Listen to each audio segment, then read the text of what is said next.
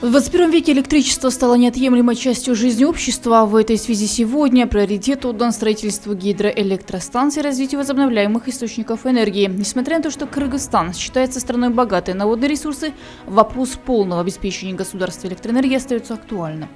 В Кыргызстане в 1990 году потребность в электроэнергии составляла порядка 12 миллиардов киловатт-часов энергии. В прошлом году этот показатель составил более 17 миллиардов киловатт-часов. Из них 14 миллиардов киловатт-часов энергии были выработаны за счет гидроэлектростанций. Остальные более 3 миллиардов киловатт-часов были импортированы у соседних стран. Каждый год потребность электроэнергии растет на 4-5%. Причиной тому является рост количества промышленных предприятий и численности абонентов.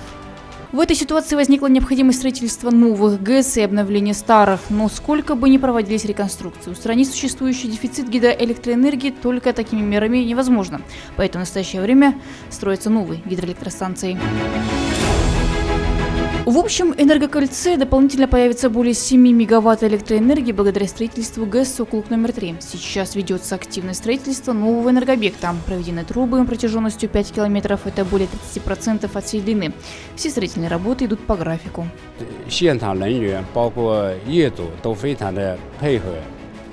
Отрадно, что нам для работы созданы все условия. Все возникшие вопросы и нюансы решают на месте. Мы, в свою очередь, стараемся точно и в срок выполнять поставленные перед нами задачи. Сейчас мы устанавливаем основные гидроагрегаты.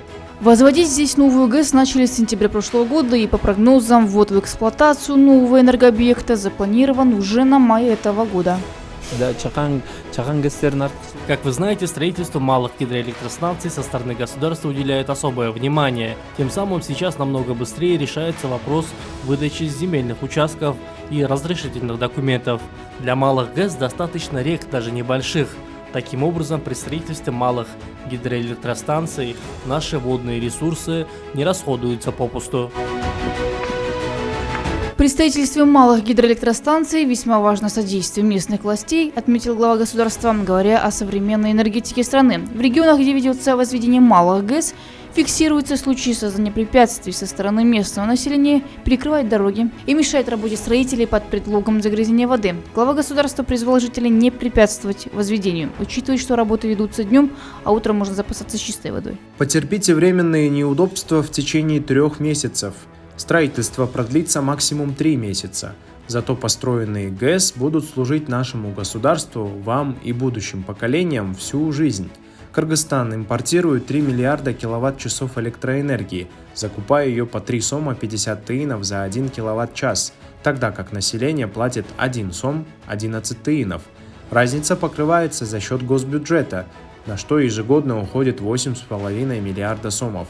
Находясь у истоков водных ресурсов, закупать электроэнергию в других странах – это большой позор. Хочу призвать местные власти максимально содействовать строительству малых ГЭС, независимо от их формы собственности, а население не создавать препятствий. В стране уже функционирует 40 малых ГЭС, которые суммарно вырабатывают 312,5 миллиона киловатт-часов электроэнергии. В настоящее время строится еще 37 подобных объектов. В этом году планируется ввести в эксплуатацию еще 18 станций, что позволит увеличить объем производства электроэнергии до 385 миллионов киловатт-часов. В этом году у нас 385 миллионов киловатт электрической энергии было выработано, то есть в 2024 году и из года в год это будет увеличиваться, и мы думаем, в ближайшие несколько лет переступить предел 1 миллиард киловатт электроэнергии выработать именно по малым ГЭС. Для этого все есть подспорье, есть все возможности. Почему? Потому что из года в год строится ряд малых ГЭС. Надо отметить то, что многие ГЭС это частные ГЭСы. У нас в данный момент есть процесс, есть зеленый фонд энергетики, который является органом, который выдает земли для строительства не только малых ГЭС, и солнечные станции, и ветровых станций. Это уполномоченный орган, который будет проводить конкурсы, и на основании этих конкурсов любой желающий. При общем потенциале в 142 миллиарда киловатт-часов Кыргызстан пока производит лишь 14 миллиардов, используя всего 10% своих возможностей. И здесь не стоит забывать и такое важное направление в энергетике, как возобновляемые источники энергии. Последние 3-4 года именно очень с поддержки главы государства активно ведется работа по привлечению инвестиций в зеленую энергетику. Также принят поправок ряд законов, а закон о возобновляемой энергетике, налоговый кодекс. У нас есть очень много преференций, именно налоговых льгот по освобождению таможенных пошлин для оборудования возобновляемой энергетики. Я думаю, сейчас в этом направлении нужно больше двигаться. И для того, чтобы было больше мы привлекали инвестиции в зеленую энергетику, надо поработать над тем, чтобы наши инвесторы видели наши сценарии. Какая будет у нас политика по возобновляемой энергетике в ближайшие 10 лет, 15 лет, 25 лет. Стоит отметить, что при импорте оборудования, необходимого для солнечных, ветряных и гидроэлектростанций, не взимаются таможенные пошлины. Также предусмотрены налоговые льготы.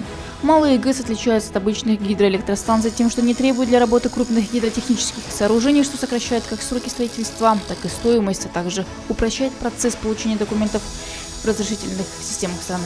Адаптировать сразу в больших мощностях в нашу энергосистему это очень нужно аккуратно это делать, нужно очень внимательно смотреть. Поэтому я бы думал, что это обязательно нужно, это нужно развивать, этих вопросов нету. И поэтому ставку, наверное, нужно делать на это. И не зря, мне кажется, вот президент в своем обращении сказал, что уже планируется у нас в республике где-то порядка 5000 мегаватт солнечных ветровых станций построить в ближайшее время. Уже есть какие-то планы такие в целом. Я думаю, стратегически это правильно. Отметим, что с 2021 года в стране активно строятся малые и средние ГЭС, а также начато возведение Камбратинской ГЭС-1, что является историческим событием для энергосектора. В настоящее время достигнуто соглашение с соседними сторонами о ее совместной реализации. Кундуз Кадатаева, Алмаз Нурманбетов, Алату 24. Итоги недели.